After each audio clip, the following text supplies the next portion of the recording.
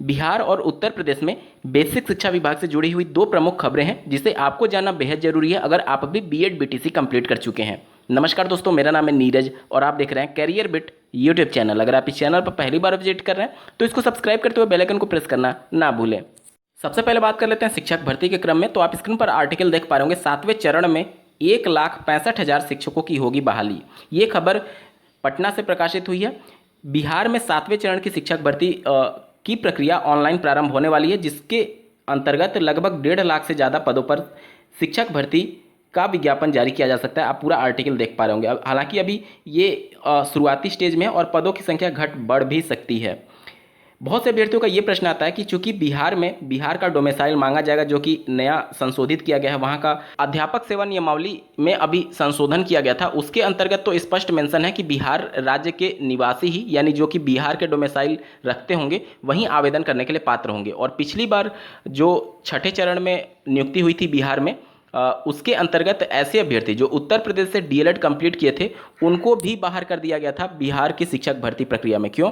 क्योंकि उत्तर प्रदेश से अगर आप डीएलएड हैं और डीएलएड में एडमिशन लेने के लिए आपको डोमिसाइल सर्टिफिकेट प्रोड्यूस करना पड़ता है उत्तर प्रदेश में, यानी कि आप ये स्वीकार रहे हैं कि आप उत्तर प्रदेश के निवासी हैं। और उस कंडीशन में उन अभ्यर्थियों का चयन निरस्त कर दिया गया था बिहार सरकार के द्वारा, जो कि उत्तर प्रदेश से डीएलएड थे। हालांकि ये मामले उत्तर प्रदेश की 69,000 सहायक अध्यापकों की भर्ती और 68,500 सहायक अध्यापकों की भर्ती में भी थे। यहाँ पर भी उत्तर प्रदेश में 5 वर्ष का निवासी होना अनिवार्य था, लेकिन फिर भी दूसरे राज्य के अभ्यर्थी इसमें शामिल हुए थे। और जब वो सफल हुए तो इस मामले को माननीय कोर्ट में चैलेंज किए कि उत्तर प्रदेश सरकार उनको नियुक्ति पत्र नहीं दे रही है। उसके बाद से माननीय कोर्ट ने समानता के अधिकार का हनन पाया और उन अभ्यर्थियों को भी नियुक्ति पत्र देने का आदेश पारित किया था, और राज्य सरकार बाध्य होकर के उन अभ्यर्थियों को भी नियुक्ति पत्र दी थी।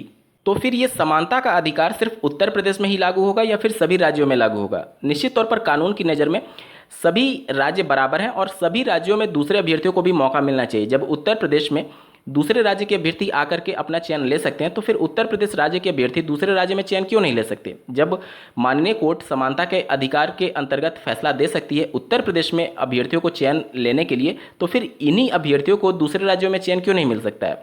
तो जो भी अभ्यर्थी इस शंका में है कि चूंकि डोमिसाइल मांगा गया है या फिर ये सभी चीज़ें हैं, तो आप पहले ही इस मामले को माननीय कोर्ट में चैलेंज कर सकते हैं। और माननीय इलाहाबाद हाईकोर्ट के द्वारा जो फैसला दिया गया था 68,500 में दूसरे राज्य के अभ्यर्थियों को शामिल कराए जाने के संदर्भ में, उसका कोर्ट ऑर्डर लगा सकते हैं कि जब समानता का अधिकार एक राज्य पर लागू हो रहा है तो दूसरे राज्य पर क्यों नहीं लागू हो सकता है। इसके अलावा उत्तर प्रदेश में जो यूपी आयोग के द्वारा पीईटी की परीक्षा का आयोजन किया जाता है, 2021 में जो डेटा पब्लिश किया गया था आयोग के द्वारा, उसमें पौंडीचेरी और अंडमान निकोबार से भी अभ्यर्थियों ने आवेदन किया था, उसमें ऐसा रिकॉर्ड में आया था। तो आप देख सकते हैं कि उत्तर प्रदेश की वैकेंसीज में सभी राज्यों के अभ्यर्थियों को अलाउ किया जाता है।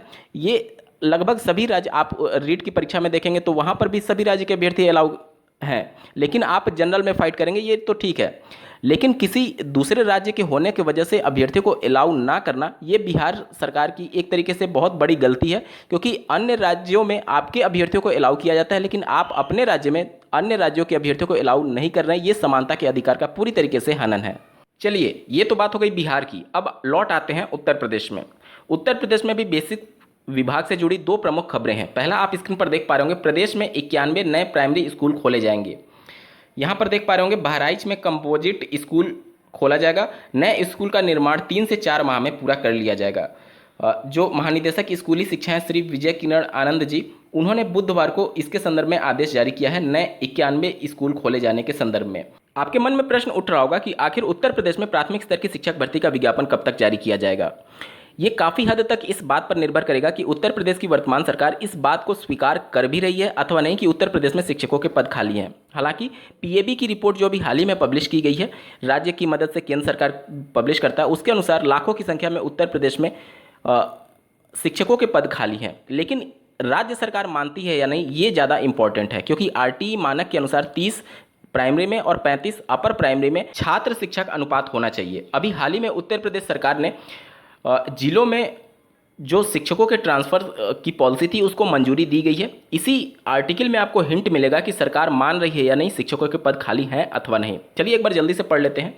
लखनऊ से ये खबर प्रकाशित की गई है, जिलों के अंदर शिक्षकों के तबादले के लिए जल्द ही आवेदन लिए जाएंगे। माननीय मुख्यमंत्री श्री योगी आदित्यनाथ ने बेसिक शिक्षा विभाग के इस प्रस्ताव को मंजूरी दे दी है। विभाग अगले 2 दिनों में तबादले की नीति जारी कर देगा।